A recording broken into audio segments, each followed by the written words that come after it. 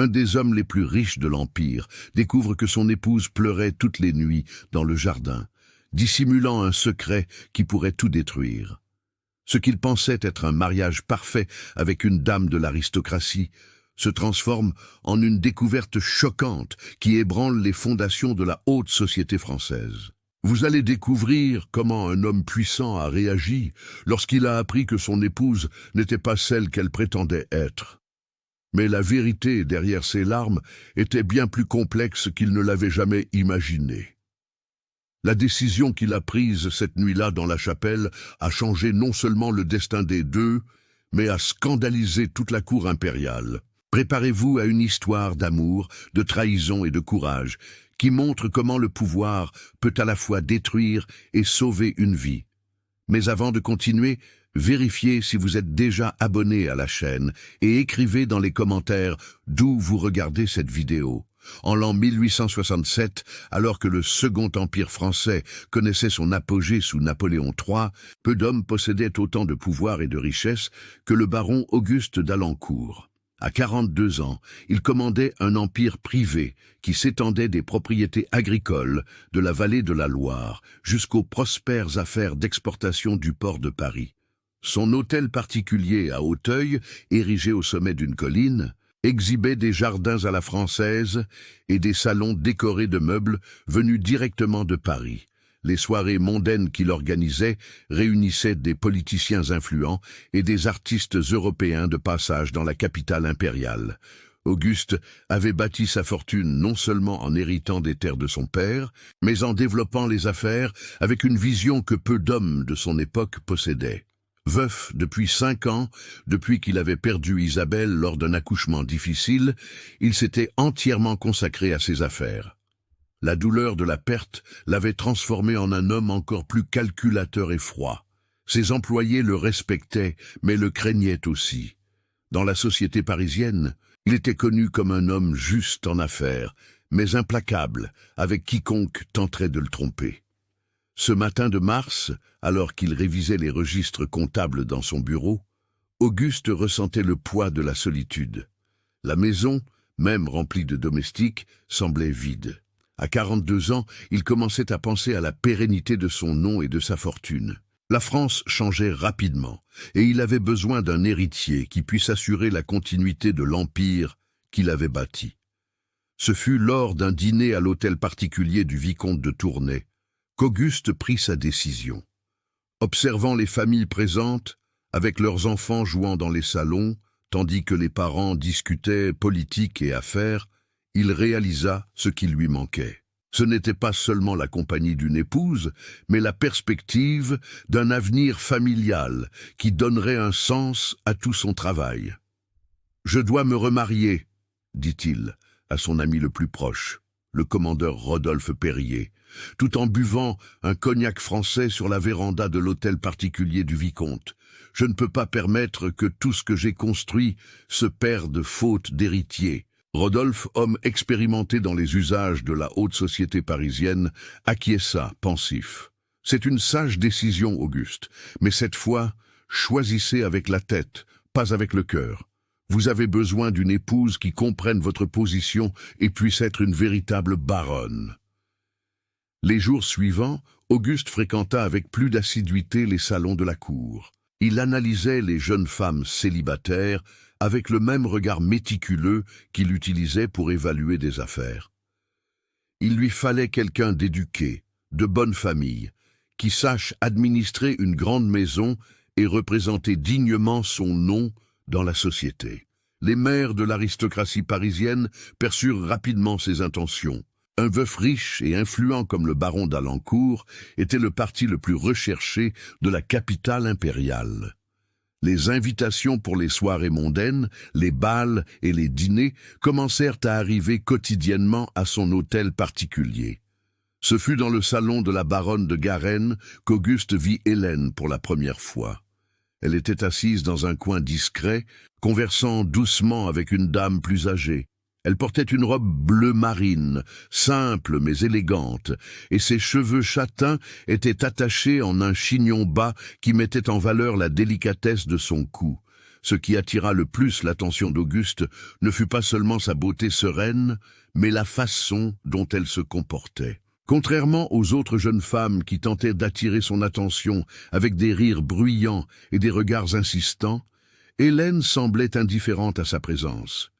Elle écoutait plus qu'elle ne parlait, souriait discrètement et gardait les mains toujours occupées avec son éventail ou sa tasse de thé. « Qui est cette jeune femme ?» demanda-t-il discrètement à l'hôtesse. « Ah, c'est Hélène de Valois, fille du défunt commandeur de Valois de la province de Touraine. La famille a connu quelques difficultés financières après son décès, mais la jeune femme a été très bien élevée. Elle a étudié au couvent du Sacré-Cœur et parle français couramment. » L'information intéressa Auguste. Une famille de bonne lignée qui avait connu des difficultés pouvait être exactement ce qu'il cherchait. Une épouse reconnaissante pour l'opportunité, sans les manies et les exigences des jeunes femmes gâtées de la cour. Pendant la soirée mondaine, il réussit à être présenté à Hélène. Sa voix était douce, ses réponses intelligentes sans être effrontées. Quand il mentionna ses propriétés agricoles, elle démontra des connaissances sur la culture, expliquant qu'elle avait grandi en Touraine, entourée de plantations. Dans les mois qui suivirent, Auguste courtisa Hélène, avec la discrétion que la situation exigeait. Il envoyait des fleurs à la pension où elle vivait avec sa tante, une veuve appauvrie qu'il avait recueillie après la mort de son père. Il les invitait à des promenades en calèche au jardin du Luxembourg et aux représentations à l'Opéra Garnier. Hélène se montrait toujours reconnaissante et cordiale, mais jamais exagérément enthousiaste. Cette retenue impressionnait Auguste, qui voyait en elle la discrétion nécessaire à une future baronne. Elle connaissait l'étiquette, savait converser sur la littérature et la musique et démontrait un intérêt sincère lorsqu'il parlait de ses affaires.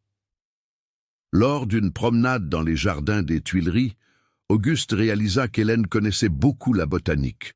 Elle identifiait les plantes et les fleurs avec précision, expliquant qu'elle l'avait appris au couvent où elle avait étudié pendant son adolescence. Les sœurs nous enseignaient que connaître la création de Dieu à travers les plantes était une forme de prière, dit-elle, caressant délicatement une rose blanche.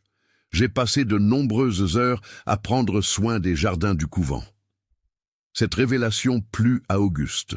Une épouse qui appréciait les jardins serait parfaite pour s'occuper des vastes pelouses et des parterres de son hôtel particulier. De plus, l'éducation religieuse garantissait qu'elle aurait les valeurs morales appropriées à sa position sociale. Après 3 mois de cours, Auguste décida qu'Hélène était le bon choix. Elle répondait à toutes les exigences. Beauté discrète, éducation raffinée, origine noble, même si appauvrie, et une gratitude qui en ferait une épouse loyale et dévouée. Un après-midi de juin, Auguste visita la modeste maison où Hélène vivait avec sa tante dans la rue Saint-Honoré. La construction à 2 étages, bien que bien entretenue, contrastait drastiquement avec l'opulence à laquelle il était habitué. Le mobilier était simple, mais propre et soigneusement rangé. Madame Amélie, la tante d'Hélène, le reçut dans le petit salon, décoré de portraits anciens, et d'un piano allemand, qui avait connu des jours meilleurs.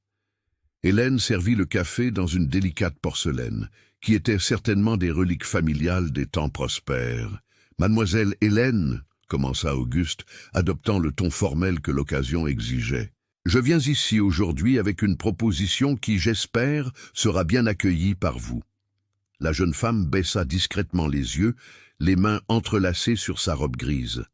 Madame Amélie se redressa dans le fauteuil, comprenant clairement l'importance du moment. « Je voudrais vous demander votre main en mariage, » continua-t-il.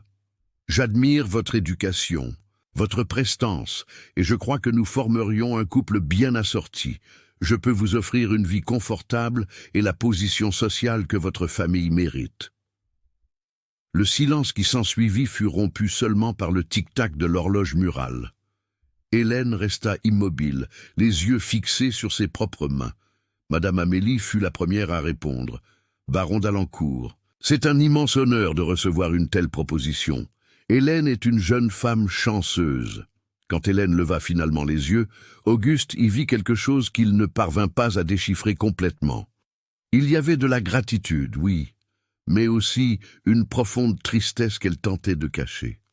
« J'accepte votre proposition, baron, » dit Hélène d'une voix presque inaudible. « Ce serait un honneur d'être votre épouse. » Les mots sortirent de ses lèvres comme une formule apprise par cœur, sans la joie qu'Auguste s'attendait à voir chez une jeune femme qui venait de recevoir une proposition si avantageuse. Il attribua cette réaction à la timidité et à l'éducation rigoureuse qu'elle avait reçue. Les jours suivants, les préparatifs du mariage commencèrent immédiatement.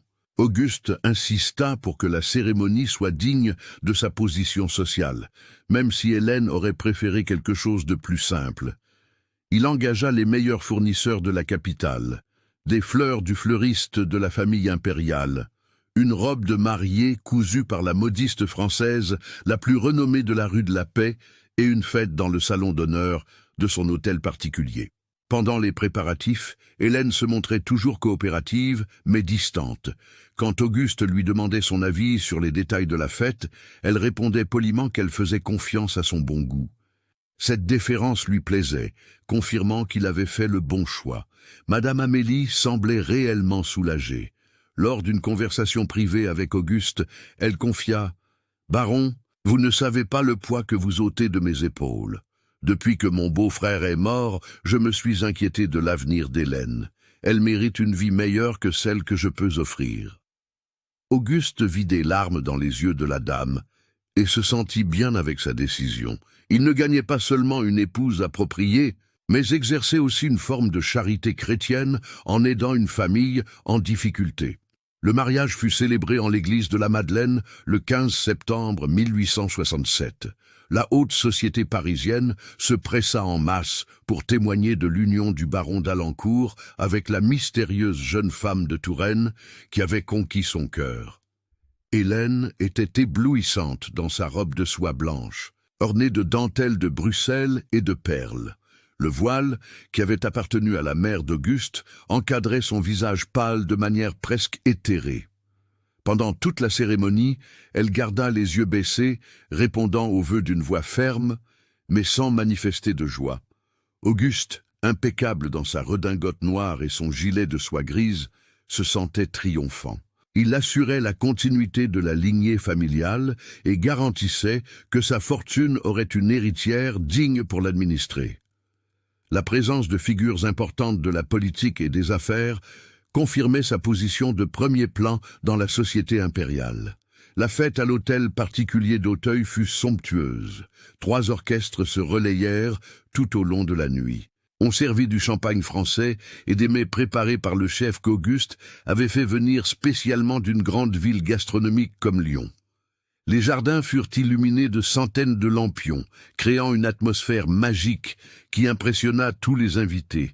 Hélène remplit parfaitement son rôle d'hôtesse, saluant les invités avec élégance et conversant poliment sur des sujets variés. Cependant, Auguste remarqua qu'elle semblait jouer un rôle comme une actrice expérimentée, suivant un scénario bien rodé.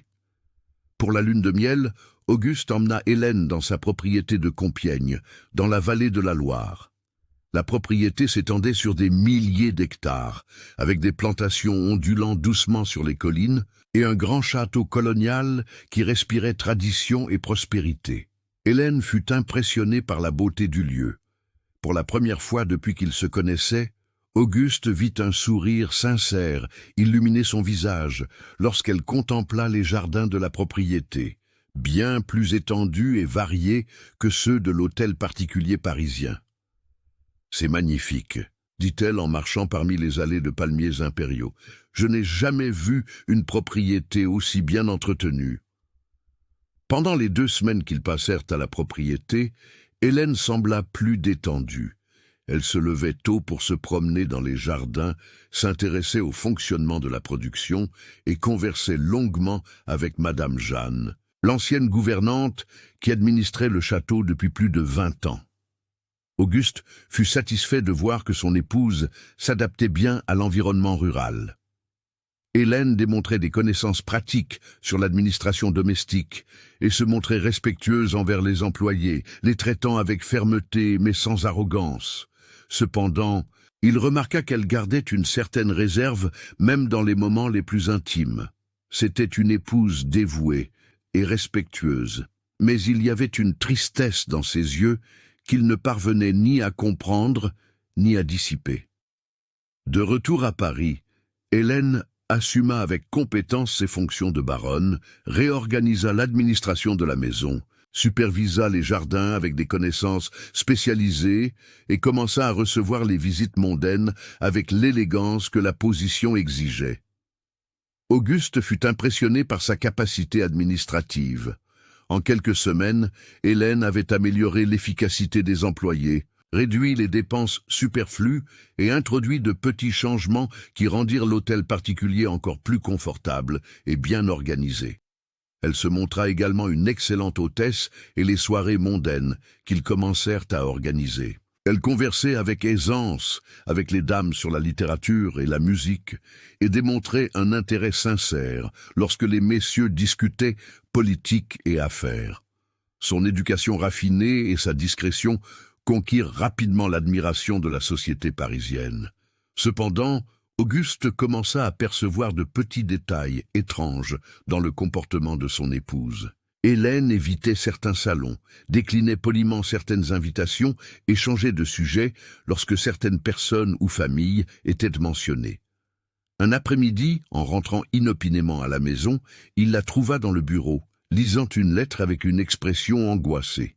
En le voyant, elle rangea rapidement le papier dans un tiroir et sourit. Mais Auguste remarqua que ses mains tremblaient légèrement. « C'était juste une lettre de ma tante », expliqua-t-elle. « Des nouvelles de la province de Touraine. » Au fil des mois, Auguste commença à noter qu'Hélène recevait des correspondances avec une fréquence inhabituelle pour quelqu'un qui disait avoir peu de parents et de connaissances. Les lettres arrivaient toujours les mêmes jours de la semaine, et elle les lisait toujours seule dans des endroits réservés de la maison. Questionnée discrètement, Hélène expliquait qu'elle correspondait avec d'anciennes camarades du couvent et avec quelques familles amies de son défunt père. Les explications étaient plausibles, mais quelque chose, dans le ton de sa voix, suggérait qu'elle n'était pas complètement sincère. Auguste remarqua également que son épouse évitait systématiquement tout événement où étaient présents des membres de certaines familles de la haute société de Touraine. Lorsque le baron d'Ambert vint à Paris et fut invité à dîner chez eux, Hélène développa un subit mal de tête qui l'empêcha de participer à la réunion. Pendant les dîners, lorsque la conversation se tournait vers la politique ou les affaires en Touraine, Hélène devenait visiblement tendue. Elle dissimulait bien, mais Auguste connaissait suffisamment bien le comportement humain pour percevoir les signes de malaise. Une nuit, il se réveilla et ne trouva pas Hélène dans le lit. Il la chercha dans la maison et la découvrit dans la bibliothèque, assise dans un fauteuil devant la fenêtre, regardant fixement le jardin. Elle ne pleurait pas, mais son expression était d'une profonde mélancolie. « Vous ne parvenez pas à dormir ?» demanda-t-il doucement. Hélène sursauta, comme si elle avait été réveillée d'un rêve. « Pardon, Auguste, parfois j'ai des insomnies. Je ne voulais pas vous déranger. » Poussé par une curiosité croissante et une préoccupation sincère pour le bien-être de son épouse, Auguste décida d'enquêter discrètement sur le passé d'Hélène. Il ne la soupçonnait pas d'une escroquerie, mais sentait qu'elle portait un fardeau qui l'empêchait d'être complètement heureuse. Il en parla en privé à son avocat, Maître Leclerc, un homme expérimenté et discret qui s'occupait de ses affaires depuis plus de 15 ans. Il lui demanda de faire des investigations minutieuses sur la famille de Valois en Touraine, sans éveiller de soupçons ni compromettre la réputation d'Hélène. « Je veux seulement mieux comprendre la situation familiale de mon épouse », expliqua-t-il. « Elle semble porter des tristesses qui vont au-delà de la mort de son père.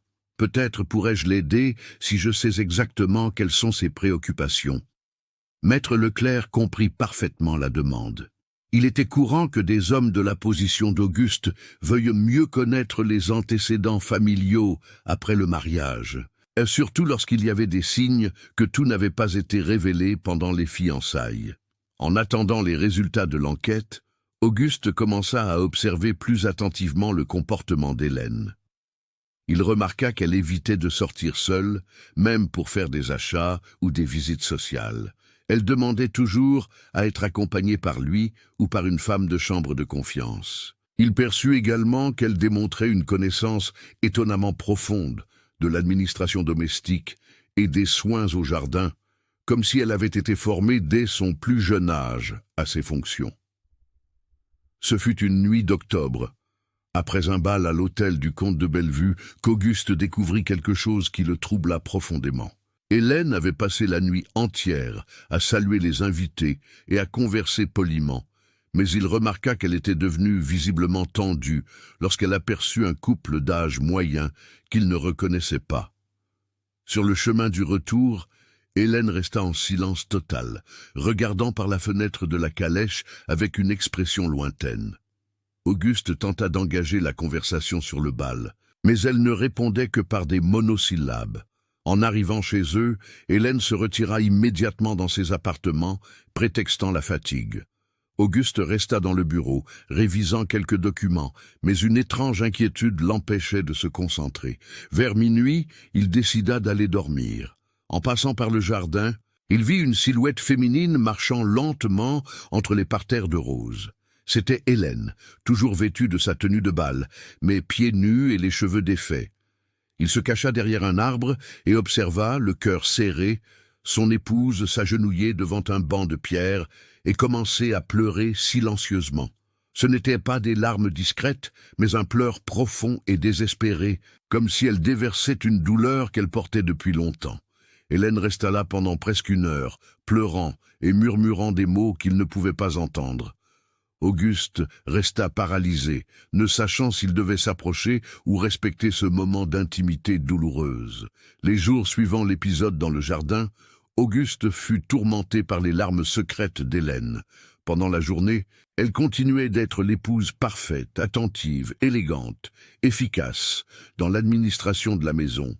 Mais il savait que sous cette façade de tranquillité, elle cachait une profonde angoisse. Il tenta d'aborder le sujet délicatement pendant le petit déjeuner. « Hélène, vous semblez un peu mélancolique ces derniers temps. Y a-t-il quelque chose qui vous préoccupe? Quelque chose où je puisse vous aider ?» Elle leva les yeux du journal qu'elle feignait de lire et sourit avec cette expression étudiée qu'il commençait à reconnaître. « Je vais bien, Auguste. Peut-être un peu fatigué par la vie sociale intense que nous menons. Je ne suis pas habitué à tant d'obligations. » L'explication était plausible, mais Auguste savait qu'il y avait plus que cela. Hélène ne démontrait pas de fatigue pendant les événements sociaux, au contraire, elle semblait s'énergiser en jouant son rôle de baronne. Le problème était ailleurs. Maître Leclerc apporta finalement les premières informations sur la famille de Valois. Le rapport initial confirmait l'histoire qu'Hélène avait racontée. Le commandeur de Valois avait été un prospère propriétaire terrien en Touraine, mais était mort, laissant des dettes qui avaient forcé la famille à vendre la propriété. Cependant, il y avait quelques lacunes dans la documentation.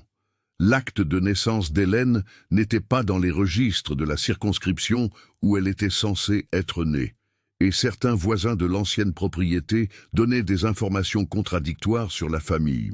Maître Leclerc apporta des informations plus détaillées un matin de novembre.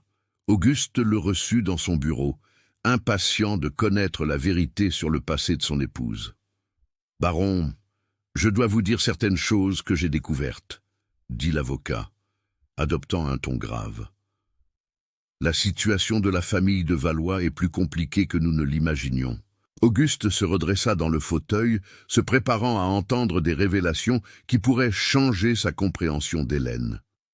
Le commandeur de Valois a réellement existé et est mort il y a environ 6 ans, laissant des dettes. Cependant, il n'a jamais été marié officiellement. Il vivait avec une femme appelée Marie de la Conception, qui n'était pas acceptée par sa famille. L'information fit froncer les sourcils à Auguste.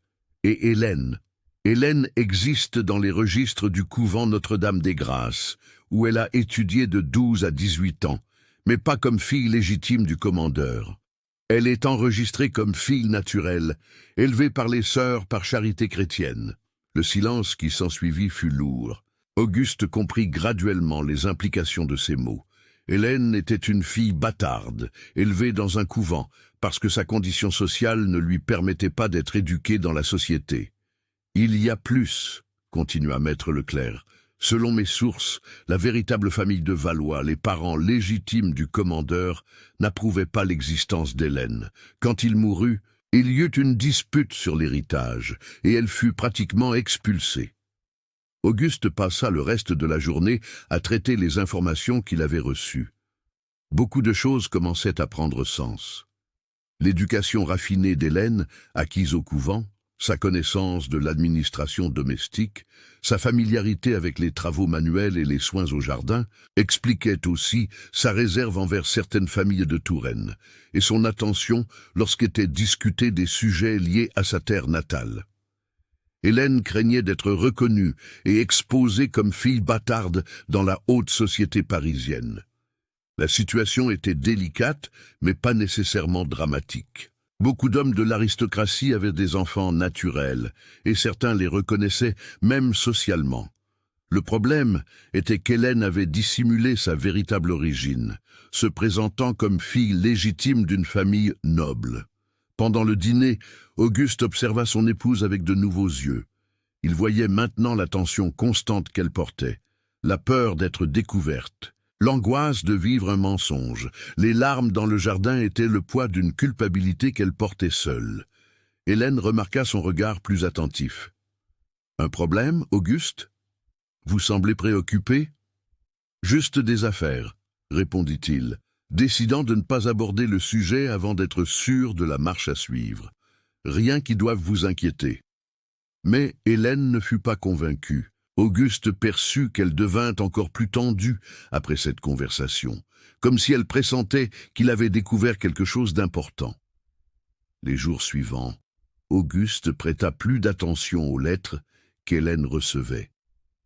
Il parvint à percevoir qu'elle venait toujours de Paris même, et non de Touraine, comme elle l'avait affirmé. L'écriture sur l'enveloppe était toujours la même, suggérant qu'une seule personne correspondait régulièrement avec son épouse.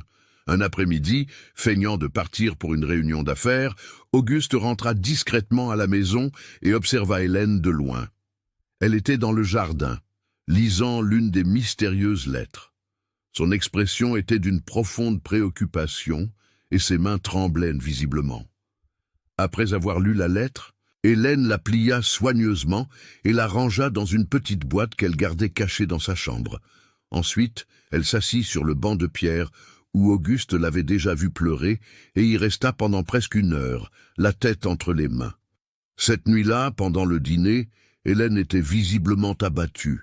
Elle tentait de maintenir sa prestance, mais Auguste perçut qu'elle touchait à peine la nourriture et répondait à ses tentatives de conversation par des phrases courtes et distraites. « Hélène, j'ai l'impression que quelque chose vous dérange profondément, » dit-il, décidant d'être plus direct. « S'il y a une difficulté, une préoccupation, je serai ravi de pouvoir vous aider. » Hélène leva les yeux, et un instant, Auguste y vit une vulnérabilité désespérée, comme si elle voulait tout raconter, mais n'en avait pas le courage. « Merci, Auguste. Vous êtes très gentil, mais ce ne sont que de tristes souvenirs du passé, rien que vous puissiez résoudre. » Maître Leclerc apporta l'information finale dont Auguste avait besoin pour comprendre complètement la situation d'Hélène. L'avocat arriva à l'hôtel particulier un matin pluvieux de décembre, avec une expression grave qui indiquait des révélations importantes. « Baron, j'ai découvert qui correspond avec votre épouse, » dit-il, s'asseyant dans le bureau. C'est un homme nommé Sébastien Dubois, qui travaille comme greffier dans une étude notariale du centre-ville. Auguste fronça les sourcils. Sébastien Dubois, je n'ai jamais entendu ce nom. C'est le fils de la femme qui vivait avec le commandeur de Valois, c'est-à-dire le demi-frère bâtard d'Hélène. Selon mes sources, c'est lui qui a orchestré votre mariage avec elle. La révélation fut comme un coup de poing dans l'estomac.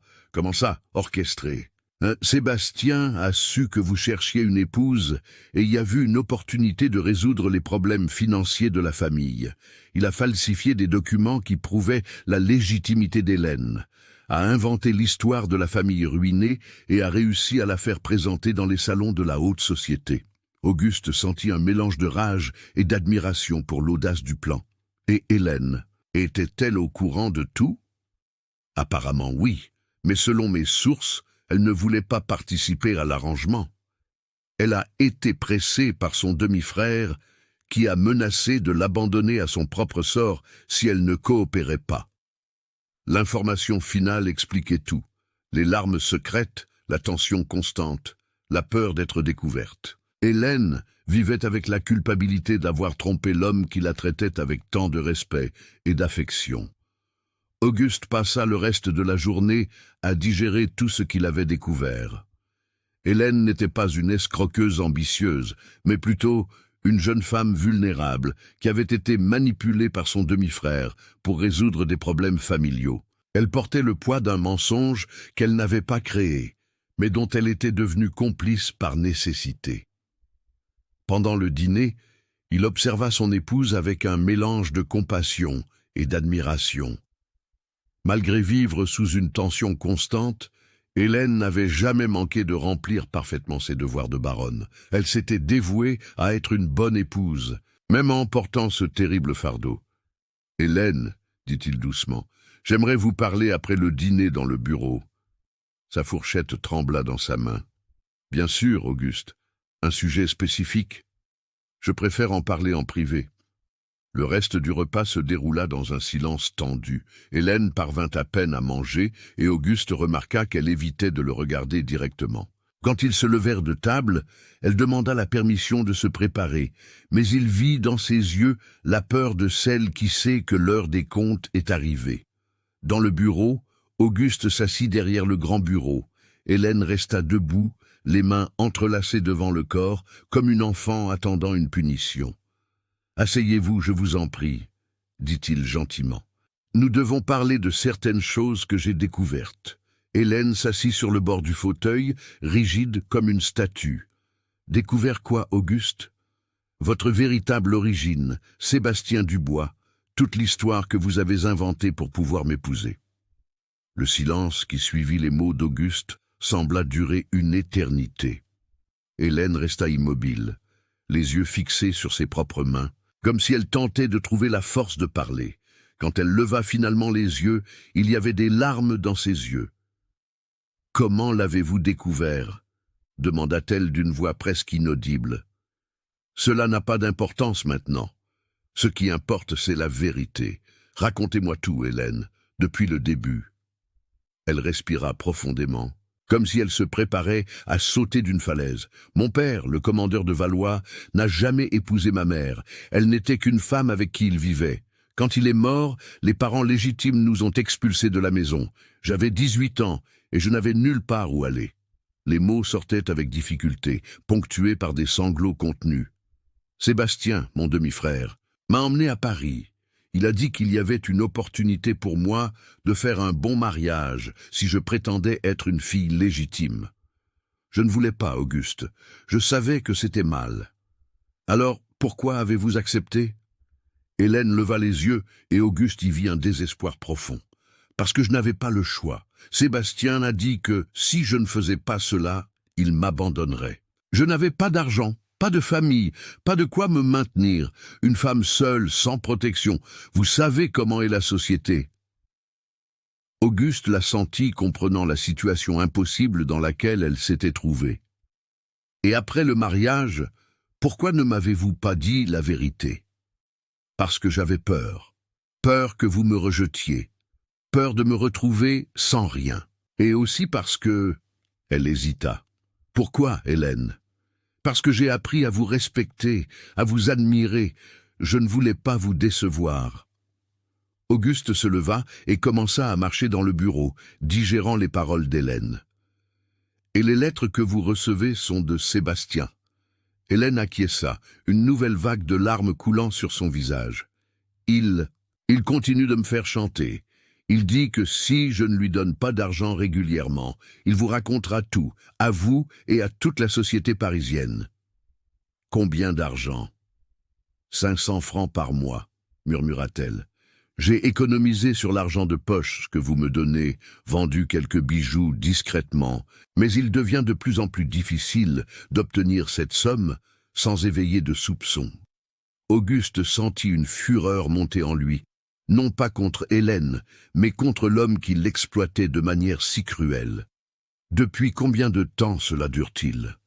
Depuis 1 mois après le mariage. Dans la première lettre, il a dit qu'il était heureux que j'ai obtenu une bonne position, mais qu'il espérait que je n'oublierais pas la famille. Ensuite, il a commencé à demander de l'argent explicitement. C'est pourquoi vous pleurez dans le jardin? Hélène baissa la tête, honteuse. Pardon, Auguste. Je sais que je ne mérite pas votre compréhension après vous avoir trompé, mais je jure que je n'ai jamais voulu vous faire de mal. J'ai essayé d'être la meilleure épouse possible, même en portant ce mensonge. Auguste s'arrêta devant elle et lui prit les mains. « Hélène, regardez-moi !» Elle leva les yeux, surprise par la douceur de sa voix. « Vous avez été victime, pas coupable.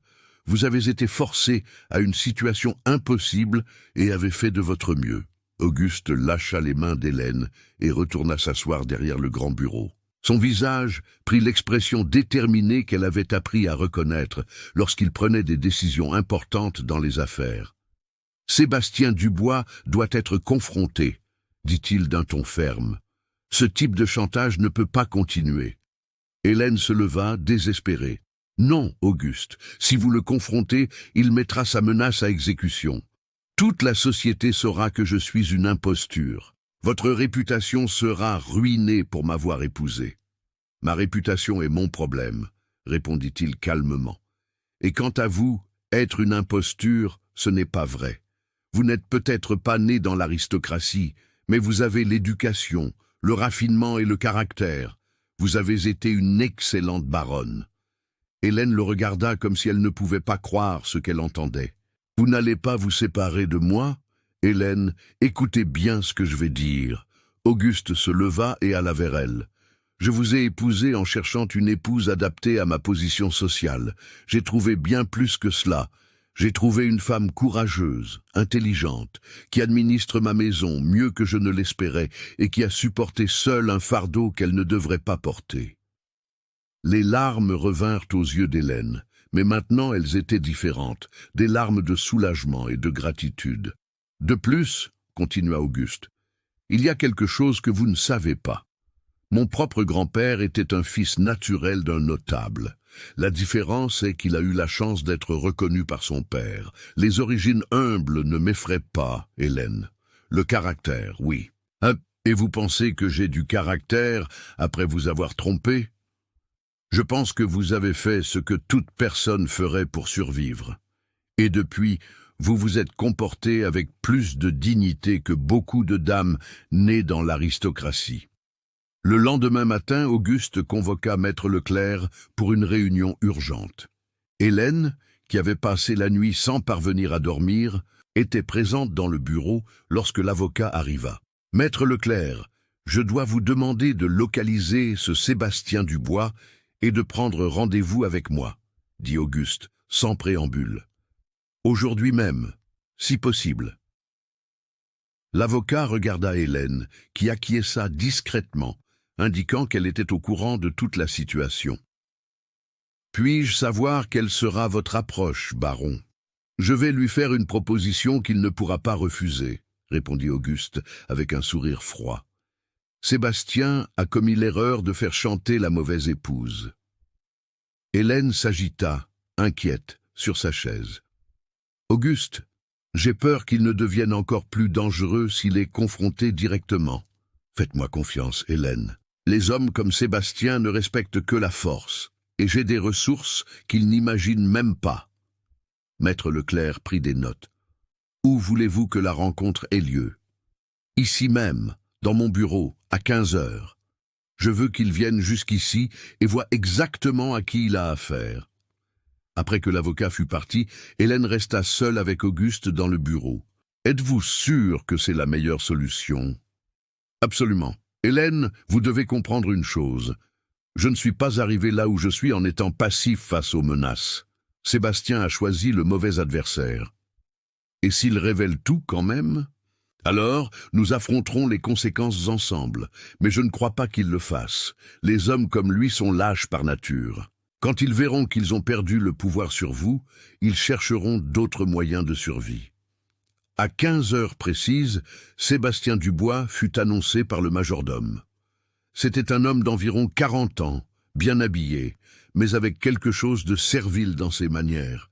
Il avait les cheveux gras peignés en arrière et une fine moustache qui ne parvenait pas à cacher la cruauté de ses lèvres. En entrant dans le bureau et en voyant Hélène assise à côté d'Auguste, Sébastien hésita un instant, mais se reprit rapidement. « Baron d'Alencourt », dit-il avec une révérence exagérée, « c'est un honneur de vous rencontrer personnellement. Et Hélène, ma chère sœur, quel plaisir de vous revoir. Asseyez-vous, dit Auguste froidement, désignant une chaise devant le bureau. Nous avons des sujets importants à discuter. Sébastien s'assit, essayant de garder un air décontracté, mais Auguste perçut la nervosité dans ses mouvements. Monsieur Dubois, je serai direct. Je suis au courant de toute l'histoire de l'origine de mon épouse et de vos activités de chantage. Le visage de Sébastien pâlit, mais il tenta de nier. Je ne sais pas de quoi vous parlez, baron. Hélène est ma sœur et j'ai parfois besoin d'aide financière. Assez de mensonges, interrompit Auguste. J'ai des documents qui prouvent tout. La question maintenant est de décider comment nous allons résoudre cette situation. Sébastien regarda Hélène, qui gardait les yeux fixés sur ses propres mains. Hélène, vous lui avez tout raconté. Elle a été forcée de raconter, répondit Auguste avant qu'Hélène ne puisse parler, parce que vous la détruisiez peu à peu avec vos menaces. Auguste ouvrit un tiroir du bureau et en retira une enveloppe scellée. Monsieur Dubois, je vais vous faire une proposition unique. Dans cette enveloppe se trouve une somme de 5 000 francs. C'est suffisant pour que vous vous établissiez honnêtement n'importe où dans l'Empire. Les yeux de Sébastien brillèrent de convoitise. 5 000 francs, c'est très généreux, baron, mais... Rien, interrompit Auguste.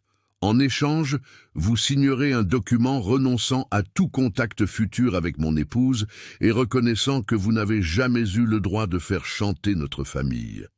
Sébastien hésita, calculant clairement les possibilités. Et si je refuse? Je pourrais raconter la vérité sur Hélène, à toute la société parisienne. Auguste sourit, mais il y avait de la glace dans ses yeux. Vous pouvez essayer, mais avant de le faire, je vous suggère de considérer certaines choses. Il se leva et commença à marcher dans le bureau. Premièrement, j'ai des amis dans la police et dans le système judiciaire. Le chantage est un crime, monsieur Dubois. Deuxièmement, j'ai suffisamment d'influence pour que vous ne puissiez plus jamais trouver d'emploi décent n'importe où dans l'Empire. Sébastien commença à transpirer, réalisant qu'il avait sous-estimé son adversaire. Troisièmement, continua Auguste, et plus important encore, j'ai découvert que vous avez falsifié des documents pour soutenir l'histoire d'Hélène. C'est un crime fédéral. Je peux vous faire arrêter et condamner aux travaux forcés. Le silence qui suivit fut tendu. Sébastien regardait alternativement l'enveloppe avec l'argent et le visage implacable d'Auguste. D'un autre côté, dit Auguste se rasseoir, si vous acceptez ma proposition, vous aurez suffisamment d'argent pour commencer une nouvelle vie. Loin d'ici, loin de nous. Sébastien Dubois regarda longuement l'enveloppe sur la table. Auguste pouvait voir le conflit interne reflété sur son visage, l'avidité luttant contre la peur des conséquences.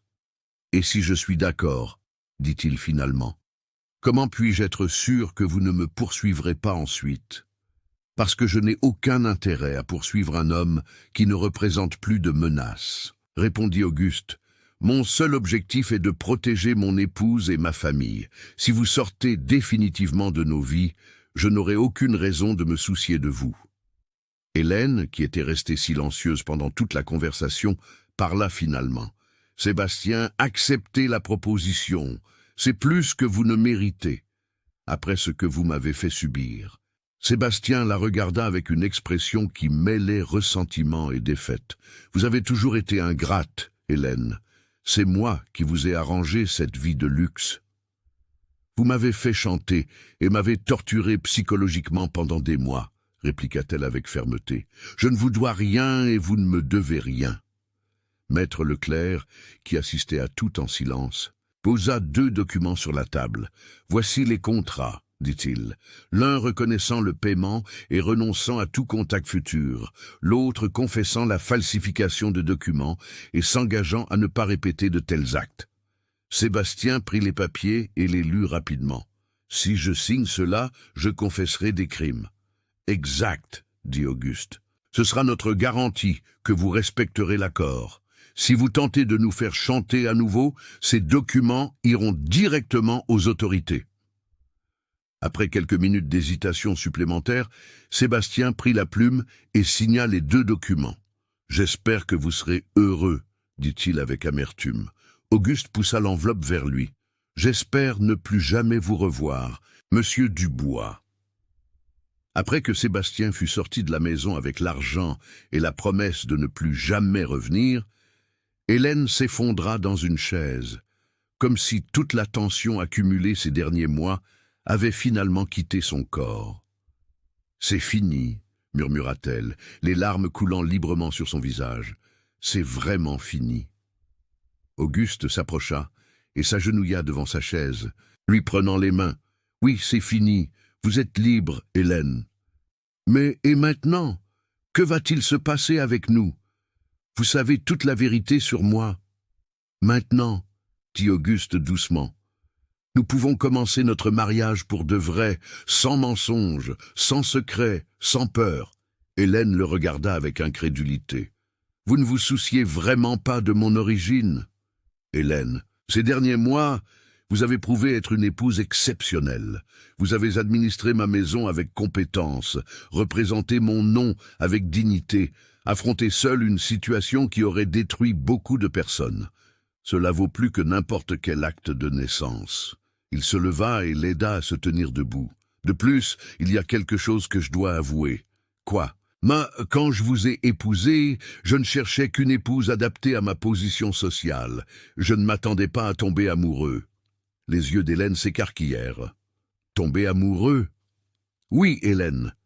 À un moment donné, sans que je ne m'en rende compte, vous avez cessé d'être simplement mon épouse pour devenir la femme que j'aime.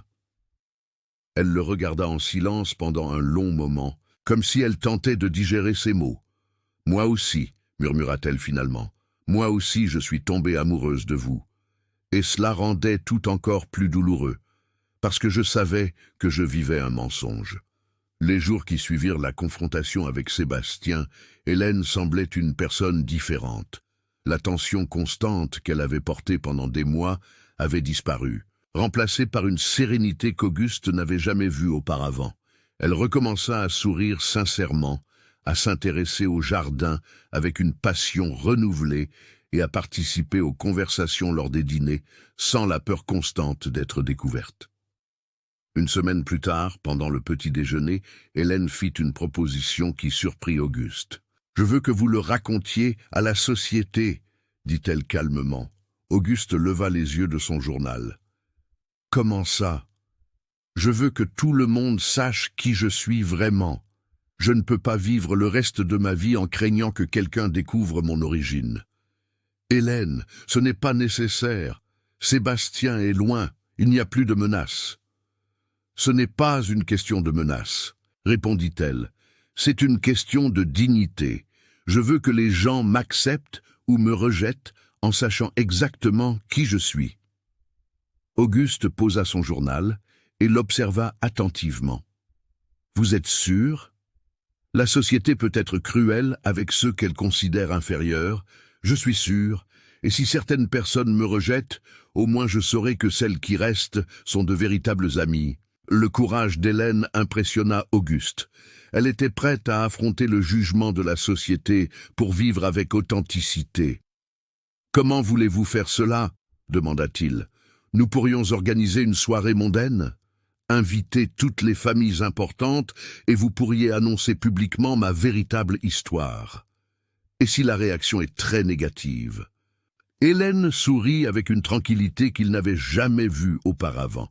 Alors, nous affronterons cela ensemble. Vous n'avez pas dit que vous m'aimez.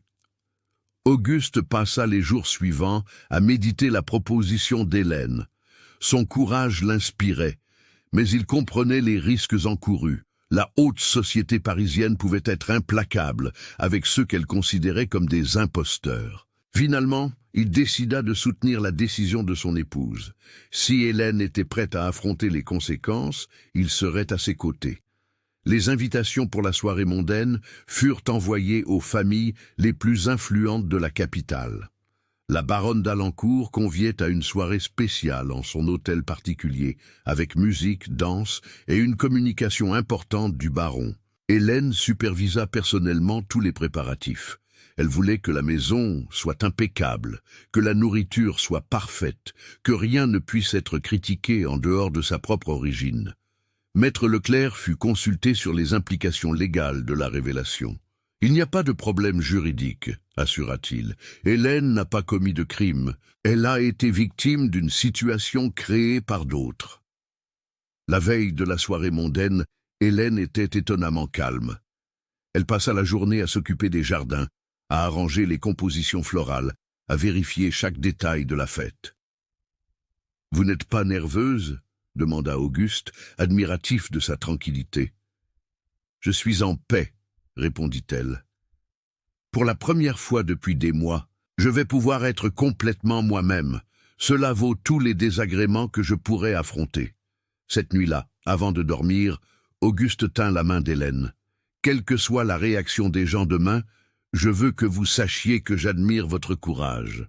Et moi, je veux que vous sachiez que je suis reconnaissante d'avoir trouvé un homme qui m'aime pour ce que je suis, et non pour ce que je prétendais être. » La soirée mondaine à l'hôtel particulier des d'Alencourt attira ce qu'il y avait de plus sélect dans la société parisienne. Plus de 100 personnes circulaient dans les salons élégamment décorés, conversant animément tout en profitant de la musique et des mets raffinés. Hélène était radieuse, dans une robe bleu nuit brodée de perles. Elle recevait les invités avec l'élégance naturelle qu'elle avait développée au fil des mois en tant que baronne. Beaucoup de dames louaient son apparence et l'organisation de la fête. Auguste observait son épouse avec une fierté croissante. Hélène conversait avec aisance sur la littérature avec l'épouse du ministre, discutait de botanique avec la baronne de Rueil-Malmaison et démontrait des connaissances musicales en commentant la performance des musiciens engagés. Vers 22 heures, lorsque tous les invités étaient arrivés et détendus par la nourriture et les boissons, Auguste demanda l'attention des présents. « Mesdames et messieurs, » dit-il, montant sur une petite estrade dans le salon principal, « je vous remercie tous de votre présence dans notre maison.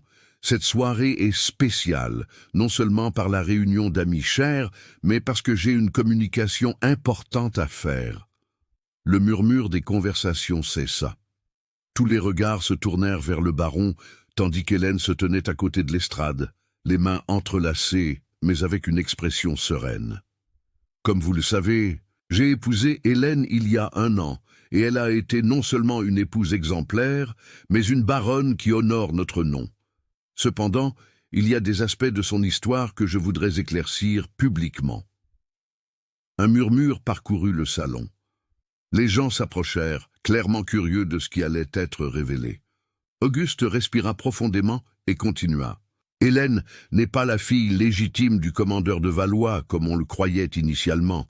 Elle est sa fille naturelle, élevée dans un couvent par charité chrétienne après la mort de son père. » Le silence qui s'ensuivit fut absolu.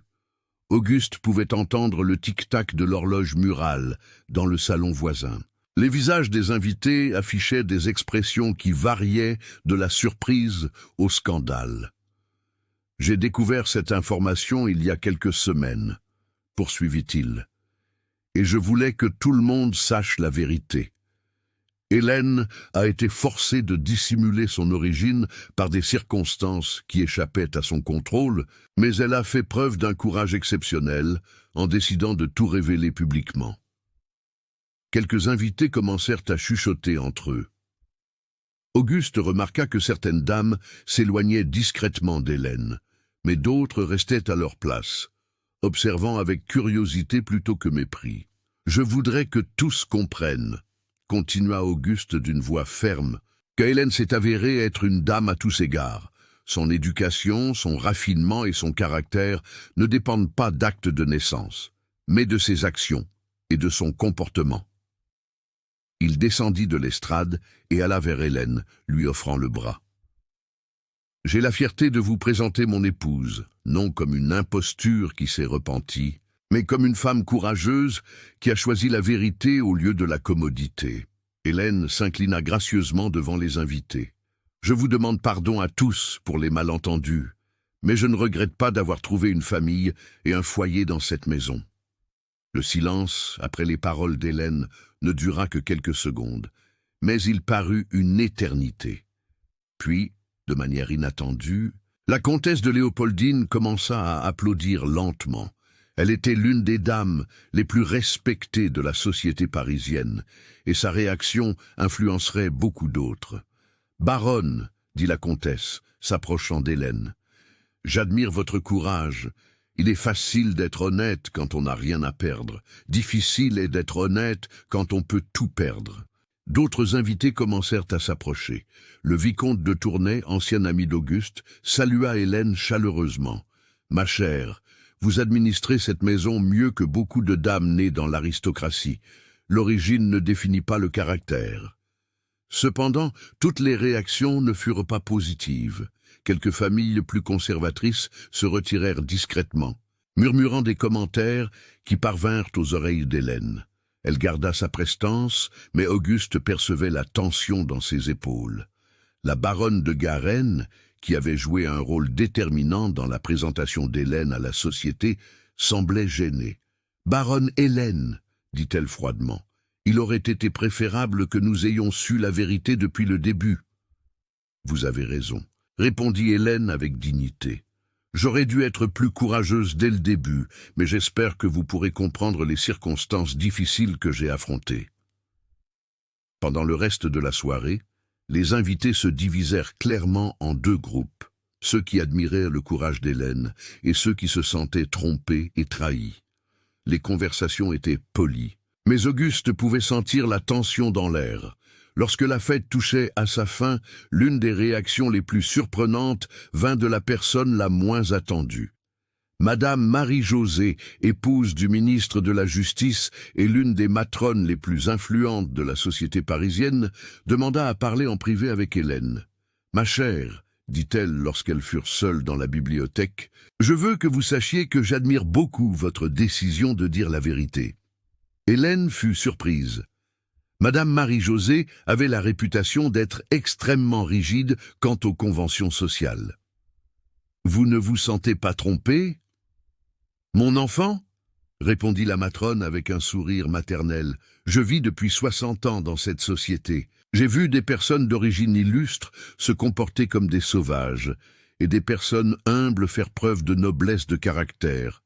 Vous avez prouvé votre valeur ces derniers mois. » Elle tint les mains d'Hélène. « De plus, mon propre mari est le petit-fils d'un esclave affranchi qui s'est enrichi dans le commerce. Nous ne le racontons pas à tout le monde, mais une origine humble n'est pas une honte quand on conquiert sa position par son propre mérite. » La révélation émut Hélène. « Merci de me dire cela, Madame Marie-Josée. Je veux que vous sachiez que vous continuerez d'être la bienvenue chez moi, et je peux vous garantir que d'autres familles pensent de la même façon. La société change, Hélène. Les gens intelligents valorisent le caractère au-dessus de la naissance. » Quand les derniers invités partirent, Hélène et Auguste restèrent seuls dans le salon, entourés des vestiges de la fête. Elle était visiblement fatiguée, mais semblait en paix. « Comment vous sentez-vous » demanda Auguste. « Libre, » répondit-elle simplement. « Pour la première fois depuis que nous nous sommes mariés, Je me sens complètement libre. » Les jours qui suivirent la soirée mondaine, les réactions de la société parisienne se consolidèrent. Comme Auguste et Hélène s'y attendaient, certains cercles sociaux plus conservateurs commencèrent à les éviter. Les invitations à certaines maisons cessèrent d'arriver et certaines dames saluaient Hélène froidement lors des rencontres publiques. Cependant, les réactions positives furent plus nombreuses qu'ils ne l'espéraient. Plusieurs familles influentes manifestèrent un soutien public à la décision d'Hélène, louant son courage et son authenticité. L'empereur Napoléon III lui-même, toujours intéressé par les questions sociales progressistes, fit des commentaires favorables sur l'affaire. Maître Leclerc apporta des rapports des commentaires qui circulaient dans la ville. « L'opinion est divisée, dit-il. Mais beaucoup admettent que la baronne s'est comportée avec plus de dignité que ce qui aurait été attendu de la majorité des gens dans une situation similaire. » Hélène reprit ses activités normales avec une énergie renouvelée. Sans le poids du secret, elle se consacra entièrement aux soins de la maison, au jardin, et commença même à s'intéresser plus activement aux affaires d'Auguste. « J'aimerais apprendre l'administration des propriétés, dit-elle un matin. Si je dois être votre véritable partenaire, je dois comprendre tous les aspects de notre vie. » Le changement impressionna Auguste. Hélène était en train de se transformer d'une épouse soumise et hantée en une véritable compagne intéressée à construire un avenir commun. Avec le secret finalement révélé, Hélène s'épanouit d'une manière qui surprit même Auguste. Elle commença à exprimer ses opinions plus librement, à participer aux discussions d'affaires et à démontrer une intelligence pratique qu'elle avait gardée cachée pendant la période de peur. « Auguste, » dit-elle un après-midi, étudiant les registres comptables de la propriété de Compiègne, « j'ai remarqué que nous pourrions économiser considérablement si nous changions certains fournisseurs. Je connais des producteurs en Touraine qui offrent une meilleure qualité pour des prix inférieurs. » Sa suggestion s'avéra judicieuse, entraînant une économie de presque 2000 francs annuels. Auguste réalisa qu'il avait complètement sous-estimé les capacités de son épouse. Hélène commença également à s'intéresser aux causes sociales. Inspirée par sa propre expérience de vulnérabilité, elle commença à visiter des orphelinats et des couvents, offrant une aide financière et des conseils aux jeunes femmes en situation difficile. « Je veux aider d'autres jeunes filles qui pourraient traverser ce que j'ai traversé, » expliqua-t-elle. Personne ne devrait être forcé de mentir pour survivre. La transformation d'Hélène influença également la relation du couple. Sans les barrières du secret et de la culpabilité, ils commencèrent à se connaître véritablement. Les conversations devinrent plus intimes, les moments passés ensemble plus authentiques. Une nuit, alors qu'ils se promenaient dans les jardins éclairés par la pleine lune, Hélène dit « Savez-vous quelque chose d'étrange ? Je suis plus heureuse maintenant, même après avoir perdu quelques amis, que je ne l'étais quand tout le monde m'admirait sans me connaître. » « Pourquoi ?» demanda Auguste. « Parce que maintenant je sais que les gens qui m'entourent ont choisi de rester en sachant exactement qui je suis. » 3 mois après la révélation publique, Hélène reçut une lettre qui la laissa profondément émue. C'était de Madame Amélie, son ancienne tante adoptive, eux qui s'étaient installés en Touraine après le mariage. « Ma chère Hélène, disait la lettre, j'ai appris par des connaissances communes votre décision de révéler la vérité sur votre origine. Je veux que vous sachiez que j'admire immensément votre courage. » La lettre continuait. « Je me suis toujours senti coupable de ne pas avoir eu les moyens de mieux vous protéger lorsque Sébastien vous a fait pression. J'aurais dû trouver un autre chemin, mais j'étais moi-même désespéré. Je vous demande pardon d'avoir été complice, même involontairement, de cette supercherie. » Hélène pleura en lisant les mots de Madame Amélie. Elle avait aussi porté la culpabilité d'avoir impliqué sa tante âgée dans cette situation compliquée. « Elle n'a pas besoin de s'excuser, » dit Hélène à Auguste. « Elle a été une victime autant que moi. »« J'aimerais l'inviter à nous rendre visite, » suggéra Auguste. « Nous pourrions la faire revenir à Paris si elle le souhaite. » L'idée plut à Hélène. Ce serait merveilleux. Madame Amélie est la seule véritable famille que j'ai. 2 semaines plus tard, Madame Amélie arriva à Paris. Hélène la reçut à la gare avec une affection sincère. Et la vieille dame pleura en voyant à quel point sa nièce adoptive était radieuse et confiante. « Ma petite, dit-elle, vous êtes complètement transformée. Vous semblez une personne différente. » « Je suis une personne différente, répondit Hélène. Je peux enfin être moi-même. Pendant la visite de Madame Amélie, la maison devint encore plus accueillante. La dame apporta des histoires de l'enfance d'Hélène, des photographies anciennes et des souvenirs qui aidèrent Auguste à mieux comprendre la formation de son épouse. Au fil des mois, la position sociale d'Hélène se stabilisa dans une nouvelle réalité.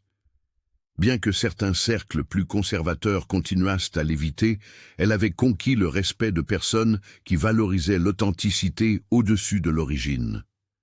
La comtesse de Léopoldine devint une amie proche, visitant régulièrement l'hôtel particulier des Dalencourt et incluant Hélène dans ses projets de bienfaisance. Madame Marie-Josée la présenta à d'autres dames influentes qui avaient des histoires similaires d'ascension sociale. « Vous êtes devenu un symbole, » dit la comtesse lors d'un thé sur la véranda. « Beaucoup de gens admirent votre courage d'assumer la vérité au lieu de vivre un mensonge confortable. » Hélène découvrit également que son histoire inspirait d'autres femmes en situation difficile. Plusieurs jeunes femmes d'origine humble sollicitaient ses conseils et elle commença à en guider certaines sur des questions d'éducation et de comportement social. Auguste observait ces changements avec une admiration croissante.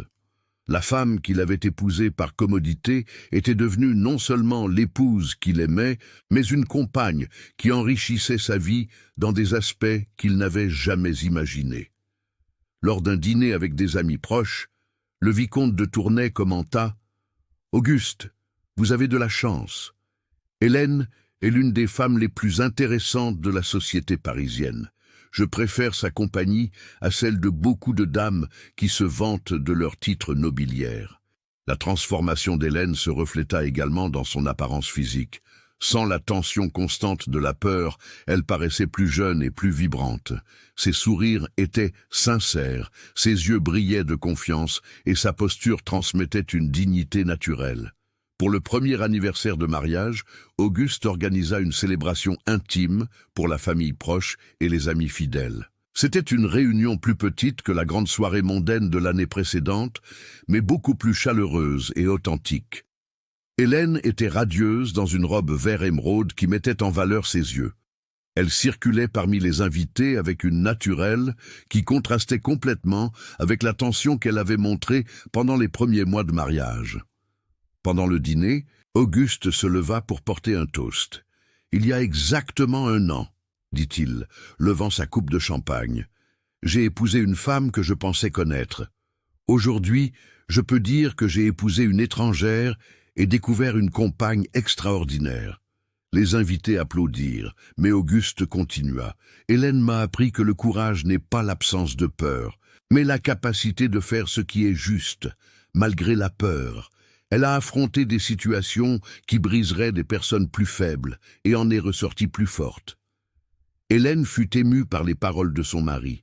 Quand les applaudissements cessèrent, elle se leva aussi. « Auguste m'a donné quelque chose que je n'aurais jamais cru avoir, la liberté d'être moi-même. Quand nous nous sommes mariés, je portais un lourd fardeau de mensonges et de peur. Il m'a aidé à me libérer de ce poids et m'a appris que l'amour véritable accepte la personne telle qu'elle est et non telle qu'elle prétend être. » Madame Amélie, assise à la table principale, essuyait discrètement ses larmes. « Ma petite a grandi, » murmura-t-elle. Après le dîner, Hélène et Auguste se promenèrent dans les jardins, où elle avait l'habitude de pleurer en secret. Maintenant, le même lieu était le théâtre de conversations intimes et de moments de bonheur. « Vous regrettez quelque chose ?» demanda Hélène. « Seulement de ne pas avoir découvert la vérité plus tôt, » répondit Auguste. « J'aurais pu vous épargner beaucoup de souffrances. » Avec sa vie personnelle stabilisée et sa position sociale consolidée sur une base plus solide, Hélène commença à se consacrer à des projets plus ambitieux. Elle et Auguste décidèrent de fonder une école pour jeunes filles orphelines, offrant une éducation de qualité aux jeunes en situation similaire à celle qu'elle avait vécue. « Je veux que d'autres jeunes filles aient les choix que je n'ai pas eus », expliqua Hélène lors d'une réunion avec des architectes et des éducateurs. L'éducation est la seule véritable forme de liberté. Le projet de l'école devint le centre d'attention des activités sociales d'Hélène. Elle organisait des événements de bienfaisance, visitait des donatrices potentielles et supervisait personnellement chaque détail de la construction. Auguste soutenait pleinement les plans de son épouse, contribuant non seulement avec des ressources financières, mais aussi avec ses contacts politiques et commerciaux. « C'est un investissement dans l'avenir du pays », disait-il. « Des femmes éduquées élèvent de meilleurs enfants et des sociétés plus justes. » L'école, qui serait appelée l'Institut Hélène d'Alencourt, commença à prendre forme sur les terrains adjacents à la propriété de Compiègne. Hélène voulait que les jeunes filles aient un contact avec la nature et apprennent non seulement des disciplines académiques, mais aussi des compétences pratiques pour la vie. Elles apprendront la littérature et les mathématiques, expliquait Hélène aux futures enseignantes, mais aussi l'administration domestique, le jardinage et surtout à avoir confiance en leurs propres capacités. Le projet attira l'attention positive de figures importantes de l'Empire. L'empereur Napoléon III lui-même manifesta son intérêt à visiter l'école une fois achevée, reconnaissant l'importance de l'éducation féminine pour le progrès national. 2 ans après le mariage, Hélène découvrit qu'elle était enceinte. La nouvelle apporta une joie immense au couple, mais aussi une réflexion profonde sur l'avenir qu'ils construiraient pour leurs enfants. « Notre fils ou notre fille grandira en connaissant la vérité sur notre famille, » dit Hélène, en caressant son ventre encore petit. « Je ne veux pas qu'il ou elle ait jamais honte de ses origines. » Auguste fut entièrement d'accord. « Nos enfants apprendront que la dignité vient du caractère et non du nom de famille. Et ils auront comme exemple une mère qui a choisi le courage plutôt que la commodité. » La grossesse d'Hélène coïncida avec l'inauguration de la première phase de l'Institut Hélène d'Alencourt.